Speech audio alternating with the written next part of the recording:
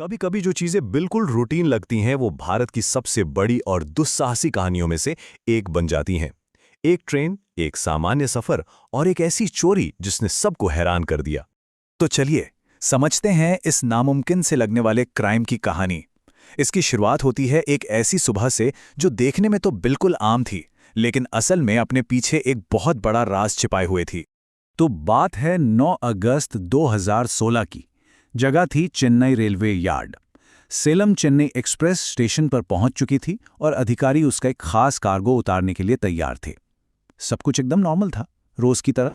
अब सवाल यह है कि एक चलती ट्रेन जो पूरी तरह से सील्ड हो, जिसके बाहर गार्ड्स हों और जिसके अंदर करोड़ों का खजाना हो, उसे कोई कैसे लूट सकता है?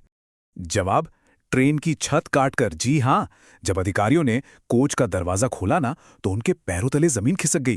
कोच की छत में एक बड़ा चौकोर छेद बना हुआ था और उससे सूरज की रोशनी सीधे अंदर आ रही थी। किसी ने चलती ट्रेन की छत काट दी थी। और गायब क्या था? कोई छोटी मोटी रकम नहीं, पूरे 5 करोड़ 78 लाख रुपए। जी, 5 करोड़ 78 लाख।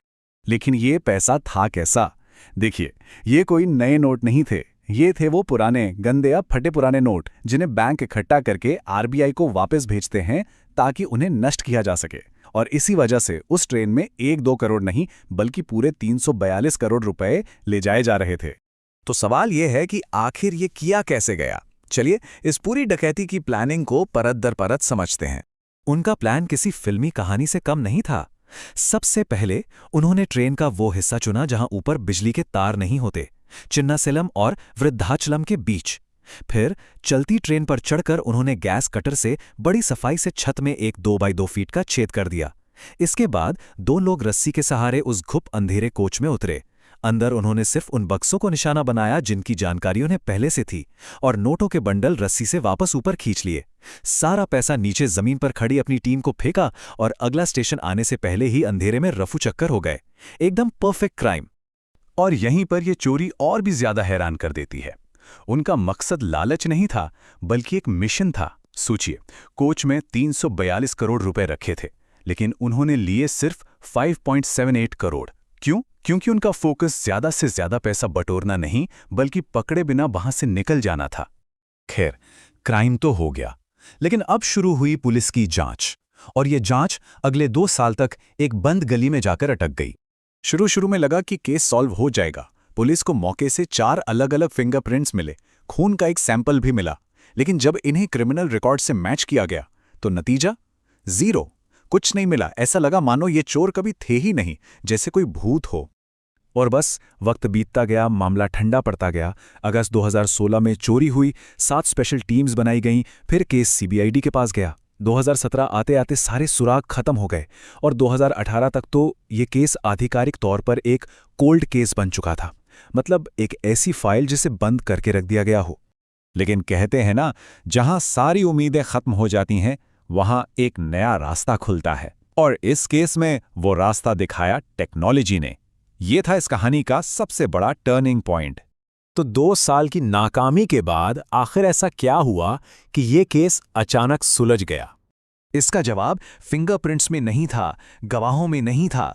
इसका जवाब था डेटा। पुलिस ने क्या किया? उन्होंने चोरी वाली रात का सेल टावर डेटा फिर से निकाला। इस बार उन्होंने ट्रेन के रूट के साथ उस एरिया की सारी फोन एक्टिविटी को मैप किया। और जानते हैं क्या मिला? एक पैटर्न।